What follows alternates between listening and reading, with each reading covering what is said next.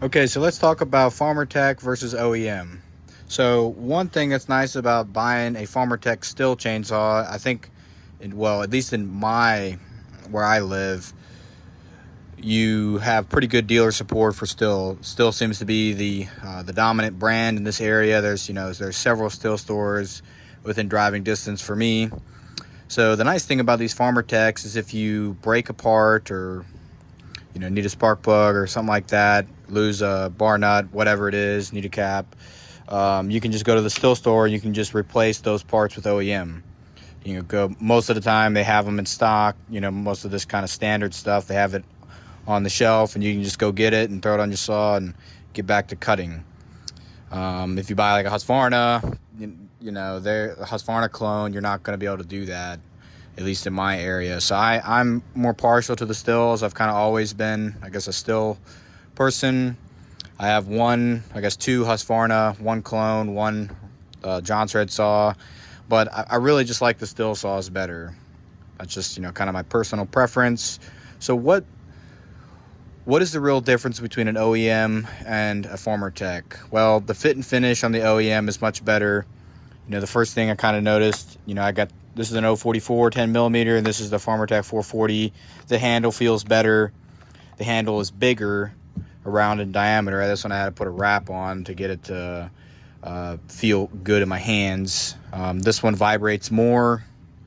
It even vibrated more before I put the heavier piston in it. It just is just an overall better built saw. I mean, is it worth double plus the money? That's kind of your call. I know that with the OEM saw, you're not going to have to mess with them as much.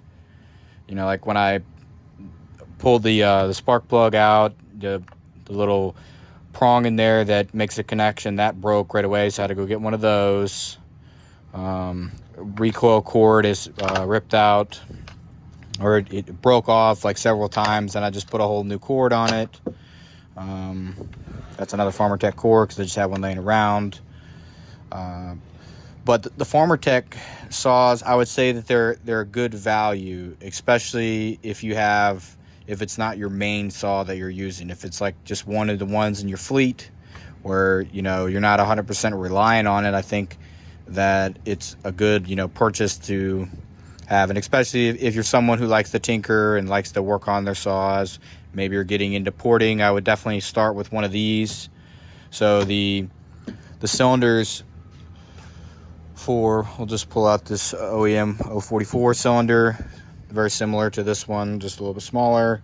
So it's much easier to raise the transfers on one of these. This just a single, like it's not a quad port upper transfer is what I'm trying to say. So it's much easier to raise the transfers even if you only have just one of these guys right here.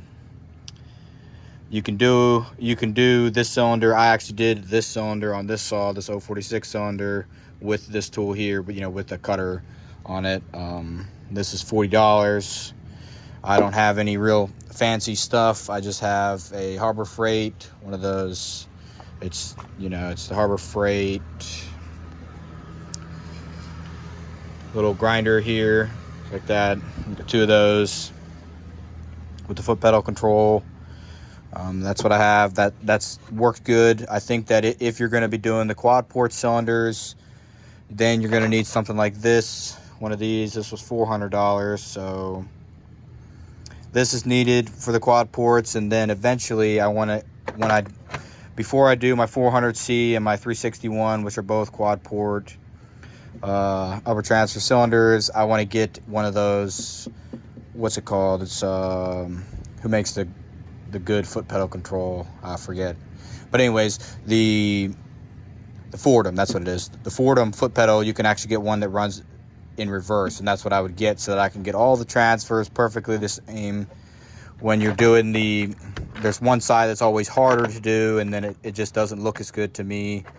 So at some point, I just want to get that Fordham foot pedal set up so that I can get the upper transfers perfect. That's kind of a little sidetrack on that. The Harbor Freight ones come with these. These are good enough for doing just your exhaust port, intake, that kind of stuff. But yes, that's a little sidetrack on that. But like I said, the fit and finish is much better on these. The gas cap on this one leaked. That was kind of annoying. I just had to trim the plastic inside, and then I just replaced it with an OEM cap. I probably could have just bought another Farmertec one, but I was not willing to wait. So I just went down to the steel store and got a new cap. It was like $8 or something like that.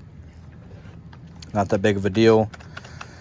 But yeah, so I think that's pretty much it for the Farmertec versus OEM. So I guess a little recap on it is, if you like to tinker, the saw is not your only saw that you have. I think that having a Farmertec saw, one of these, I like the 440s. I think they're good looking saws, a little bit lighter than the 460. You can get the same amount of power out of one of them, especially if you put a 460 cylinder on it.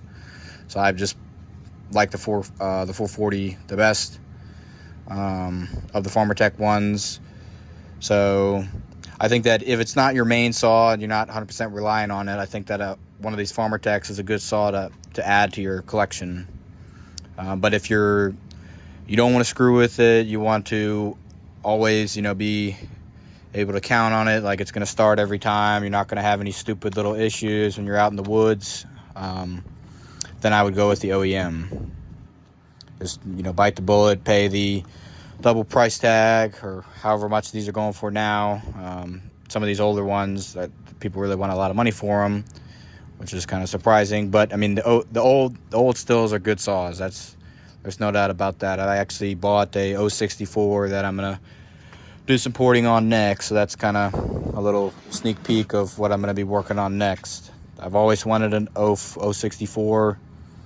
I don't know if I'm going to do a 54 millimeter cylinder swap on it, or if I'm going to keep a 52 millimeter. I did see Dino Joe's video with the 52 millimeter 064, and it made like really good power on the 52 millimeter cylinder. So I may just keep her at 52 for a while, and then maybe someday I'll put the 54. I do have a Wiseco 54 millimeter 660 piston, so maybe we'll throw that in there someday when I have more experience porting and I can take advantage of that piston. With the lower transfers and the wider windows that it has. So, all right, that's it for this one. Hope you enjoyed it. Thanks for watching.